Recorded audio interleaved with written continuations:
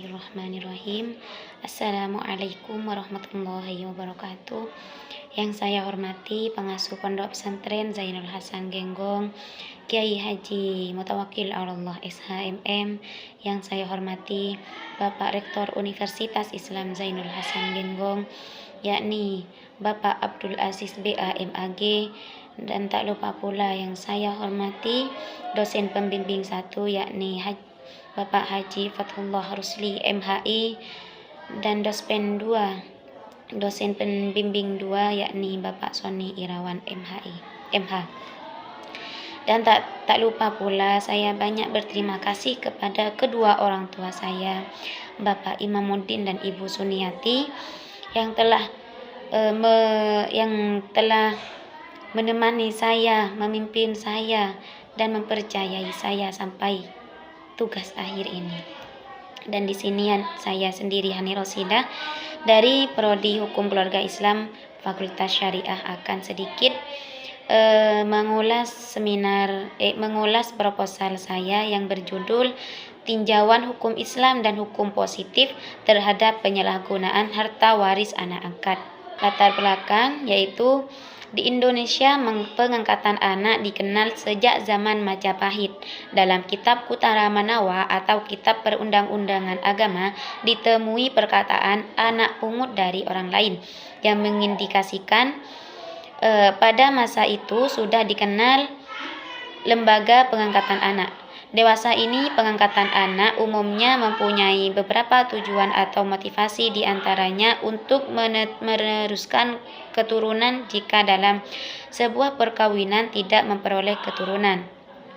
Motivasi ini sangat kuat terhadap pasangan suami istri yang tidak mungkin melahirkan anak. Selain itu, tujuan pengangkatan anak hanya dilakukan untuk kepentingan yang terbaik bagi anak, dilakukan berdasarkan adat kebiasaan setempat dan ketentuan peraturan perundang-undangan yang berlaku.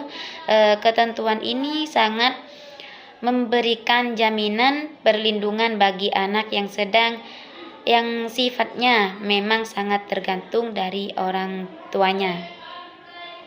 Selanjutnya, rumusan masalah. Di sini ada 2 rumusan masalah. Yang pertama yaitu bagaimana indikasi penyalahgunaan harta waris anak angkat. Yang kedua, bagaimana tujuan hukum Islam dan hukum positif terhadap penyalahgunaan harta waris anak angkat. Selanjutnya, tujuan penelitian.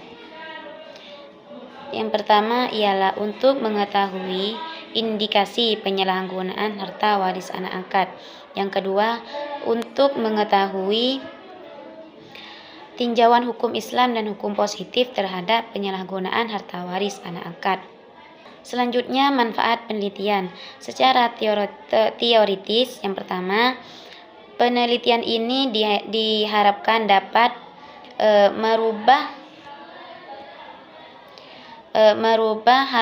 harapan dapat merubah dan memperdalam khazanah ilmu pengetahuan. Yang B, sebagai upaya memberikan kontribusi terhadap khazanah keilmuan Islam di kalangan kivitas akademik. Yang kedua, secara praktis, sebagai sumbangan pemikiran kepada yang ingin mengetahui hukum kedudukan hukum anak angkat terhadap hak waris. Selanjutnya di sini ialah kajian teori. Yang pertama, hak waris dalam tinjauan hukum Islam dan hukum perdata. Pertama, hak waris dalam hukum Islam. Dalam hukum Islam, hak waris diatur dalam Al-Quran dan hadis serta dijabarkan lebih lanjut dalam kompilasi hukum Islam atau KHI yang berlaku di Indonesia. Yang kedua di sini hak waris dalam hukum perdata. Dalam Kitab Undang-Undang Hukum Perdata atau KUH Perdata, hak waris diberikan kepada ahli waris berdasarkan hubungan darah, kecuali ada wasiat yang menyatakan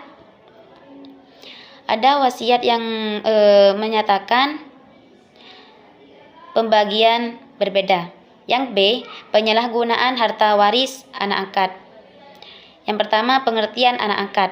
Anak angkat adalah seorang yang diangkat dan diakui sebagai dari keluarga, bagian dari keluarga, meskipun tidak ada hubungan darah antara anak tersebut dengan orang tua angkatnya. Yang kedua, perlindungan hukum pengangkatan anak dalam KUH Perdata, yaitu dengan dikeluarkannya Statbel nomor 129 tahun 1917 yang mengatur tentang pengangkatan anak.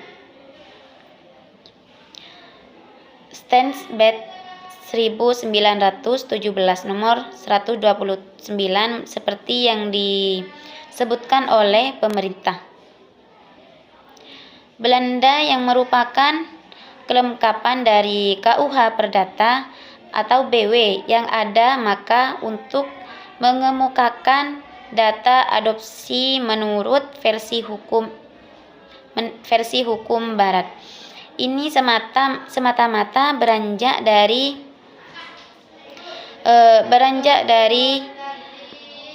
Statbel tersebut.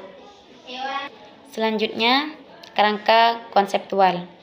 Kerangka konseptual yang pertama itu tinjauan hukum Islam dan hukum positif terhadap penyalahgunaan harta waris anak angkat. Dilanjut tinjauan hukum Islam dan tinjauan hukum positif. Dan terakhir yaitu penyalahgunaan harta waris anak angkat. Selanjutnya metode penelitian, yaitu jenis penelitian dan pendekatan. Di sini penelitian library research atau kepustakaan dengan pemaparan data secara deskriptif kualitatif. Sedangkan pendekatannya penelitian yang digunakan adalah pendekatan kualitatif deskriptif. Dikumpulkan dalam penelitian berupa kata-kata dan gambar, memperhatikan langsung kejadian di lapangan dan kemudian menguraikannya dalam bentuk kata-kata. Dan yang kedua yaitu sumber data dan data penelitian. Di sini memakai data primer dan sekunder. Yang primer ialah sumber data primer adalah sumber data yang langsung memberikan kepada pengumpul data. Data sekunder yaitu dalam Al-Quran An-Nisa ayat 11 sampai 12, Al-Ahzab ayat 4 sampai 5, dan hadis Nabi KHI pasal 209 dan kitab-kitab fikih lainnya. Selanjutnya metode penelitian, yaitu teknik pengumpulan data. Teknik pengumpulan data yang pertama itu ialah teknik membaca, dan yang kedua teknik catat.